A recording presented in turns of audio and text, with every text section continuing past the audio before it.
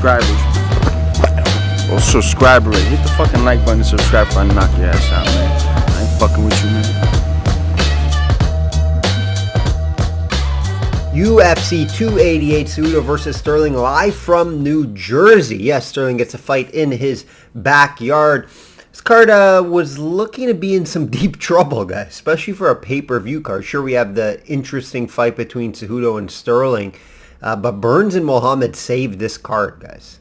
They saved this card. We had some recent bad news on another fight on the main card, which I'll discuss soon.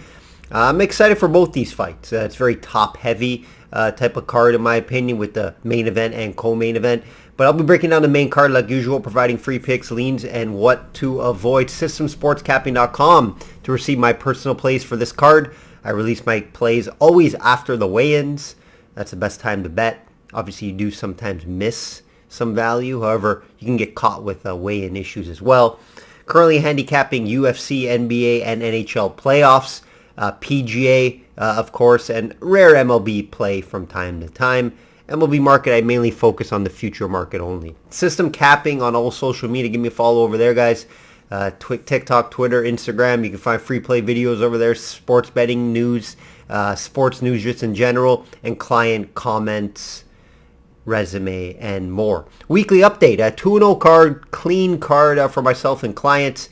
We are just under 70% on the year, guys. At 69%, not too far off to a very high end at 70%, guys. Obviously, it's been 4 months, 5 months now into the year, so very happy where I'm at. Again, I'm a lower volume guy, right? I pick my spots mostly correctly. I'm not a high volume guy. A bunch of free winners given out last week. Hopefully you guys tailed that. I was on Song, free play, and the over 2.5 rounds. That was a client play for myself and client. Late stoppage or decision was how I saw this fight going.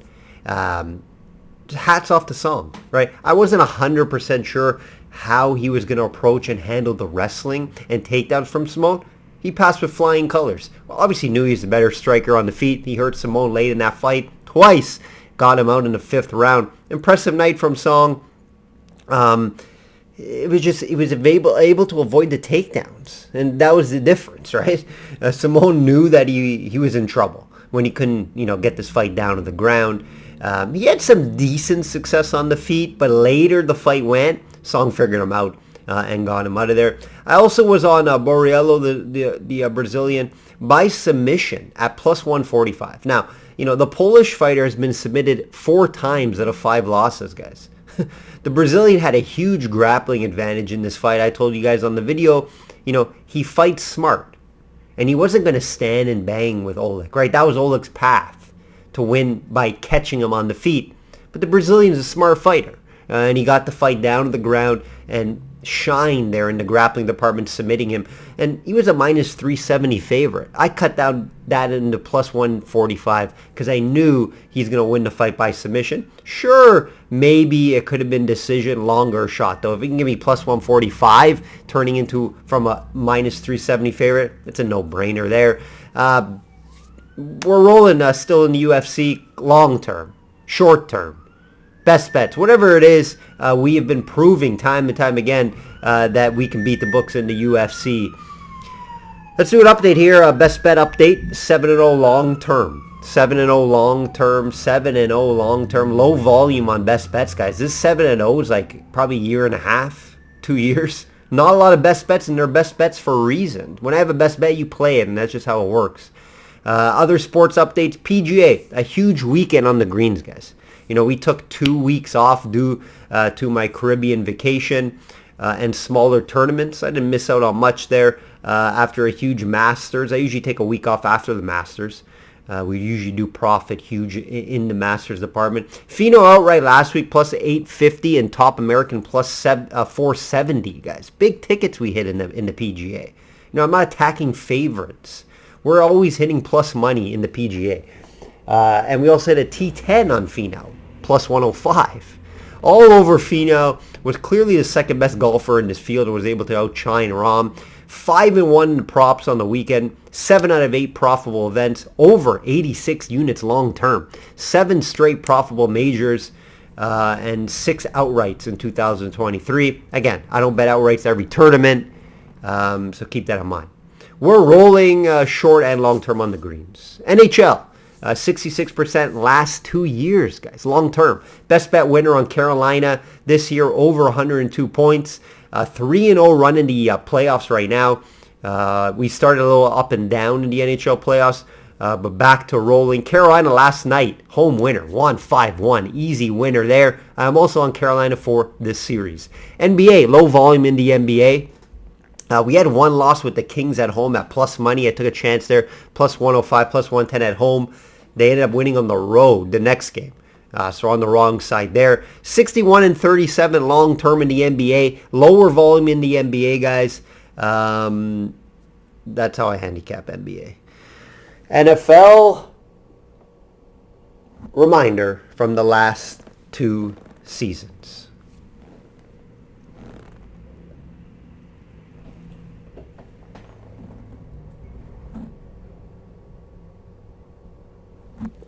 Let's hear from my friend Meredith before we get into this card. Guys, Meredith Gorman here, and are you still not subscribed to Matt's channel? Well, if you're not, hit the subscribe button because he's giving out free picks each and every week. Hope you have a good rest of your day. Shop around for the best price. I can't stress that enough. Always shop around, get the best price, have multiple books. One quick thing, if you guys made this far and you don't skip to the breakdowns, like I know there's one idiot that commented, probably living in his mother's basement, not a successful guy, I'm sure, but he commented saying, get to it already. You're an idiot. There's 2 ways. One, you just scroll down. If you don't want to hear my updates, which I'm probably one of the only handicappers that updates his record to a live audience, obviously to my clients, get updated every week, but I'm one of the few that actually update my records to the public on video. The reason I do that is because I like to be authentic. So I provide my updates. You don't have to listen to them. Scroll down if you just want to listen to the breakdowns. No problem. I don't mind. But I like to do, I'm an authentic sports handicapper. And, you know, unfortunately, there's not a ton out there. So what I like to do is I like to break down my weekly updates. I like to provide updates. I do it on my website as well, but I like to do it here on video. So if you don't like it, scroll down to the breakdowns and just listen to that. It's very simple. Sterling, minus 105 versus Cejudo, minus 115. There's a few flops there. You can maybe get Sterling plus 100, Cejudo minus 120. Shop around. You can slightly adjust the price, but it's fairly equal around the market. Cejudo as a slight favorite. You know, excited for this one and the return of one of the best guys to do it, Henry Cejudo. Let's be honest, like him or not, cringe or not, he's one of the best guys to fight in the UFC. 2-division champ, beat guys like Demetri Johnson, Donovan Cruz, just to name a few. You know me. 2.5 years off, 3 years. I usually like to stay away. I like to stay away from guys, for the most part, when they're on long layoffs. And it makes sense, right? You don't really know how he's going to come back. Right? You really do not know. Is he coming back just for the paycheck? Is he coming to get another fight in? Is he coming to actually be great and actually be, you know, a top 5 pound for pound all? If he wins this fight, you got to start putting Henry Cejudo up there with the greats. Pound for pound greats. Some maybe people might have him already up there. Because I just don't like how he didn't, after he wins the belt, he kind of just disappeared. Right? I didn't love that. I think that kind of hurt his reputation. He's still young, right? Still someone in his prime. So that kind of ruined it for me when he kind of did that, to have him as that. But if he comes here, beats Sterling, hats off. His plan, let me just tell you, his plan, his confidence is beat Sterling, beat Sean O'Malley for pay-per-view and money. That's going to be a big fight for him personally for money. And then fight Volkanovski and move up to 145. It's a lot. It's a lot, right? It's a lot. And he obviously does have the path here to beat Sterling. We'll go over it here quickly. I'm just saying from a system standpoint, I usually stay away from these long 2.5, 3-year layoffs. So personally, I don't have a client play on this as of yet. Let's look at it more though, right? Training top level guys like John Jones, Yuri Prohaska, Wei Lee, to name a few. And they're going to him as a consultant. Maybe not a full-time coach. He's not going to be in the corner of these guys, but he's more of a consultant, and he trains specifically in wrestling, and where he's one of the best wrestlers to ever do it in the UFC. Obviously, you guys know, Olympic champion. You know, a lot of talk from Henry this week, which I'm liking, right? Training hard, no injuries, it seems. He had the little cut on his face.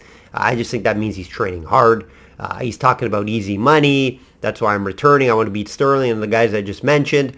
All that would be nice if you can get this and get this fight, right? Sterling gets his fight at home in New Jersey, right? That's something to back. You know, not a lot of fighters get that. Sterling is getting that. So big up to him. Back-to-back championship wins over Jan and TJ. Now, the Jan fight, it was close, right? A close fight. However, the story was the backpack and the control and the grappling. And I do think he does have a grappling advantage over Henry Cejudo here. That's where I do think he has the advantage. I think on the feet, fairly even, maybe even lean Cejudo. I do think Cejudo's going to put the pressure on. Now, again, we haven't seen him for quite some time, so it's hard to back that theory with 100% accuracy, but overall I think the striking's fairly similar. I don't think neither fighter's ahead of the game in that department. Wrestling obviously goes to Cejudo, and I think grappling, and I have to go with cardio with Sterling just because I haven't seen it from Cejudo for so long. When you come back after 2.5, 3 years, I know you can train hard. I know you can be in those type of mock rounds, 5 rounds, however you want to do it. But when you're in there in a fight, Cejudo could possibly gas later in this fight. It's very possible due to the long layoff. So that's why there's some concerns there, right? Sterling has been active. We have seen him go 5 rounds with Jan with no issue. TJ obviously was injured. He got hurt in that fight. It was kind of hard to see how that would go. But Sterling was able to take him down. And then just, use the ground and pound and grappling to win that fight. But, if we talk skill sets, that's pretty much it. There's no one that's clear. Like, I can say Henry Cejudo is the better wrestler, but a lot of times we don't see him using it in his fights. And I think on the feet, it's fairly even. Maybe Cejudo comes back with some, updated moves or updated striking advantage here, but I would just have to say, overall, the clear advantage with any skill set here, I guess Cejudo's wrestling, but Sterling could wrestle too, right? It's not like he's going to be a fish out of water, right? So I could probably see this fight playing on the feet a lot. And then when these two are fighting on the feet, very difficult to determine, guys. Very difficult to determine, especially when it gets into later rounds. Is Cejudo going to have that 5-round cardio due to the long layoff?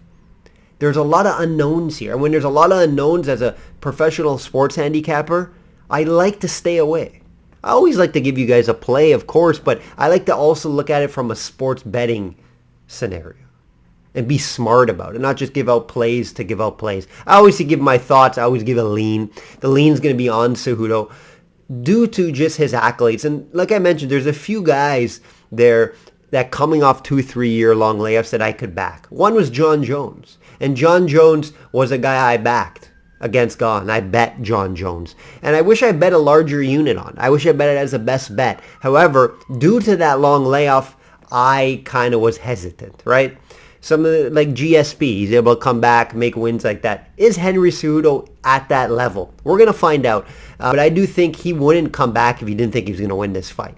So I'm going to lean Cejudo here, shop around, get the best price if you want to back the lean. This will not make my client card. I would like to see Cejudo back after 2.5, 3 years and see what he has. See what he's bringing to the table. I love the talk. I love the confidence. I love the return. I like the matchup for him, to be honest. So I'm going to back him here, but I'm not going to bet it personally. For video purpose, I'll back Cejudo. It may not work out, right? Like I said, the cardio may be an issue later in this fight because, let's be honest, this fight should go deep into the fight with a possible decision win. So I'm going to lean Cejudo here for video purposes. Not going to make my client card. Probably won't by the end of the week. But yeah, I can see this fight going deep. So like over. I looked at the rounds. It's over 4.5 at -160. You know, bet that guy. Is not a great price. You know, we could see a finish. It's possible. Maybe a submission finish by either guy, or a type of ground and pound. We're not going to see any KO on the feet, in my opinion. If that did happen, it actually would come from Cejudo. We have seen it before. He has hurt guys on the feet. So if there is, it would come from the Cejudo side. But I don't see a finisher, really. If there is, it's a later one due to cardio issue. But most likely this fight probably will go to decision. Lean Cejudo for video purposes, but not making my client card. I'm excited to watch this fight, to see how Henry Cejudo returns. Lots of intrigue and wonder, right, to see how he returns, and we're going to see it here in a few days.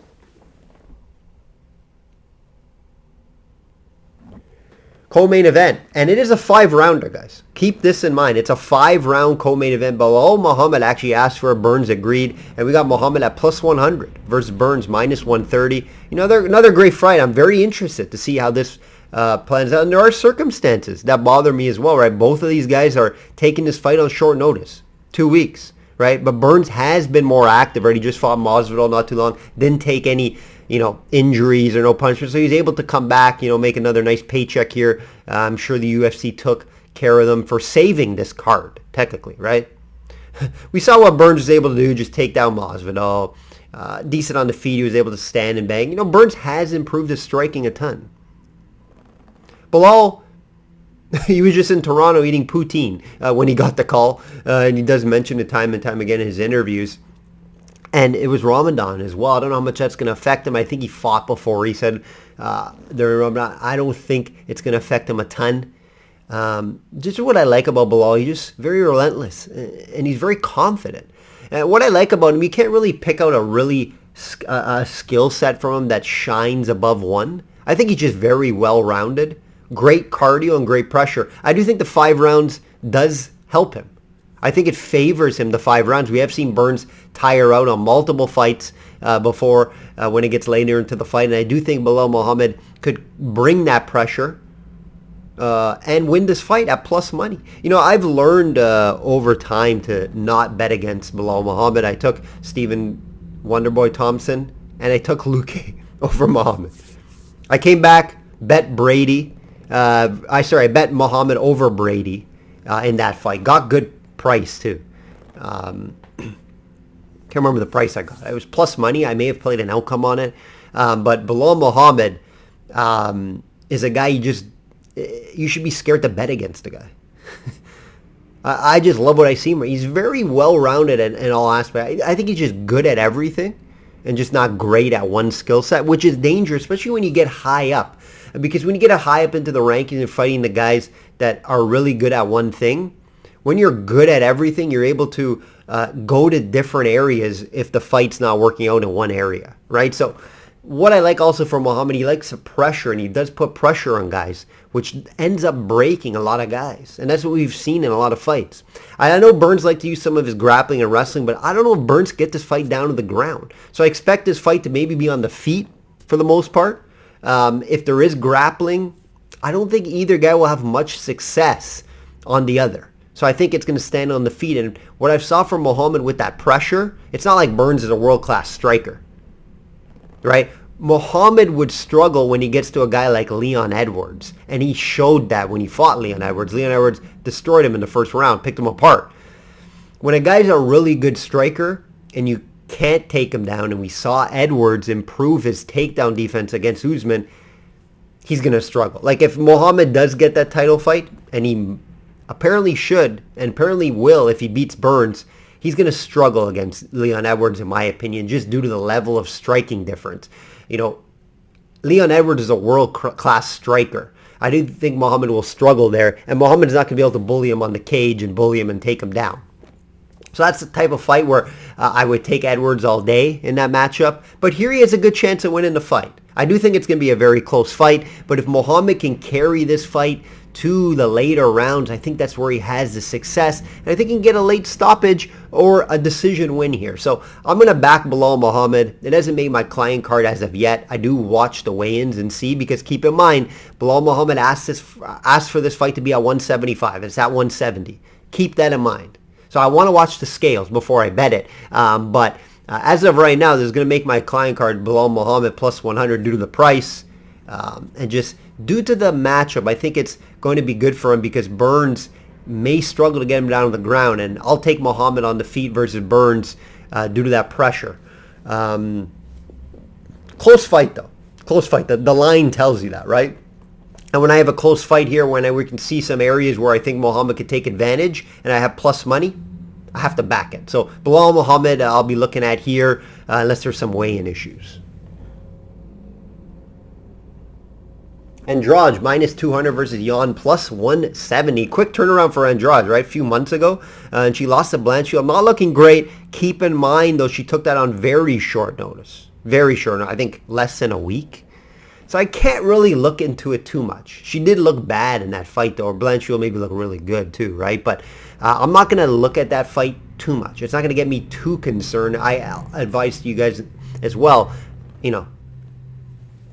don't look too much into it. Jan continues to get better and better. That's what a little bit scares me here for backing Andrade. I will back Andrade. Don't love the price, but after a tough few losses versus Esparza and Rodriguez, she's been able to get better. She looked better in the Dern fight. I don't highly rate Dern. Very good grappler, but that's it. She can't get you to the down to the ground. Her striking's not good. So how impressive really was that win? I don't have it as that impressive. Jan has improved her wrestling. Remember, she's working at Alpha Male. All they do is probably train in her wrestling. And that is how she's going to have to try to win this fight. Plus 170, definitely value there. But she's going to have to avoid the takedowns. Multiple times she's been taken down in fights. So Andrade, that should be her game plan here. Fight smart. She has some good striking as well. But I think Andrade can use that path to get this fight down to the ground, and I think that's where she wins this fight. Don't love the minus 200. Probably get a better price by decision. Get a plus money probably, or maybe minus 110. I haven't looked at that outcome as of yet, but I am going to back Andrade here. I know there is value with Jan. I'm sure some people are backing Jan at this price. Is Andrade burnt out? Is it too much? Right? She's been fighting forever, like 10 years plus in this, right? How much does she have left? How much drive does she have left to get back to that title shot? That I don't know, right? I can't read her mind, but that is a little concern. And it's a little concerning how she looked against Blanchfield, but again, the short notice. So I'm not betting Andrade at minus 200. If I bet it's going to be an outcome, it'll probably be by decision. I do think her takedowns may be the difference. I do think her striking probably a little quicker on the feet. She does have some explosive power too that she's shown time and time again. So my play is going to be Andrade. I'm not going to bet it at minus 200. If I do look at it, it's probably an outcome by decision. Would I be shocked if Andrade gets finished? Probably not. So I'll have to look at this a little more and see if it's going to make a client card. But for video purposes, I'm going to bet Andrade here minus 200. If I had to bet on an outcome, it would be decision. Evolov versus Lopez. No lines on this yet, apparently. I looked at a few books, haven't seen anything. I expect it to be like minus 800 or more on Evolov. This was the fight. It was supposed to be Evolov versus Mitchell. I would have loved to see that wrestling battle if it got there. Right? Probably would have played out on the feet for the most part, but we know Evolov, great wrestler. Right? Almost 5 takedowns per fight. Chain wrestler, good kickboxer too. He's 16-0 for a reason. I really like Evolov. I think one day he's going to be a top 5 guy. I don't see like Mitchell. I think Evolov I would have backed Evolov in the fight. I would have loved to back. I don't know what the price would have been, but I don't think it would have been too high. So I would have backed Evolov in that fight to win that fight, probably by decision. I do think he has better wrestling than Mitchell, even though Mitchell does have good wrestling. But, when Mitchell's going to get to the higher level guy, he's going to struggle. And I do think Evolov is a higher level guy. And I'd love to see him maybe get a title. He may even get a title shot one day. He's that good, right? Lopez, short notice, UFC debut. I watched that Dana White Contender Series fight, and he got bullied on the ground. So Evilov's a lot better than that guy on the ground in the wrestling department. Lopez just 2-2 in his last 4 fights. He just took this fight just because, hey, I'm going to get another fight if I take this and help the UFC. So I get it. I get it from his standpoint. I just don't think he has any chance besides a punter chance, some sort of wild KO, which I don't see happening. So Evilov's obviously the play. I don't know what the price is going to be. It's going to be something wild that you can't even really fit in. And it's tough to call an outcome. Tough to call an outcome in this fight. He can easily finish Lopez. Lopez probably coming in with some cardio concerns. No training really for this fight. I'm sure he's been staying fit. Otherwise, he wouldn't have took this fight. But there's almost no way he wins this fight. Besides, like I said, a random spinning back fist or flying knee or something. And I just don't see that happening. Evilov wins this fight. Outcome tough. I just think he'll win the fight in general. Look what's opening up the main card, and it's a guy returning off of 3.5, 4 years layoff. Gracie plus 155 versus Jourdain minus 180. And it is another tricky one because Gracie's returning off for a long layoff. How is he going to look? You got to think, though, he's coming into this fight maybe improved. Like, you take a long layoff, why come back? For a 50 grand paycheck? Right? It has to be some more. It has to be, I can make another run in this. We know how high level his grappling is. Look at his last name. It's just his striking's not great, and Jourdain's a very good striker. The thing is, though, why I think there's some value here with Gracie at plus 155. One, obviously, has the grappling advantage, and Jourdain could be taken down. Gracie doesn't have a ton of good wrestling or a ton of good takedowns, but he has a good opponent to show it, right? He could take down Jourdain. Jourdain struggles on the ground. He's not great on the ground. He's been taken down time and time again in most of his fights, and that's the path. So if Gracie can get this fight down to the ground, he can easily get a choke in or a submission. It's just, is he going to be able to get the fight down to the ground? That's the big question. That's the big question here. If this fight stays at range, Jourdain's keeping in a kickboxing, Jourdain's going to pick him apart and probably hurt him at some point. But my theory is Gracie gets down to the ground, gets his fight down to the ground at some point, and there's some value here. You can get plus 155. You can get a probably submission prop in the plus 200s. So I would look that way if you were going to bet this fight. Is this going to make my client card? Probably not, but I do think there's some value here at plus 155 on Gracie due to Jourdain somewhat being a good matchup for him because his takedown defense is not good. It's under 50%, guys. So there's some value here with Gracie at plus 155. That will do it, guys. That will do it. I do have a couple plays on the prelim card that will be sent out to my clients. So if you're interested in that, head over to the website and get that today. Like I always say, guys, bet smart and know your limits. Take care.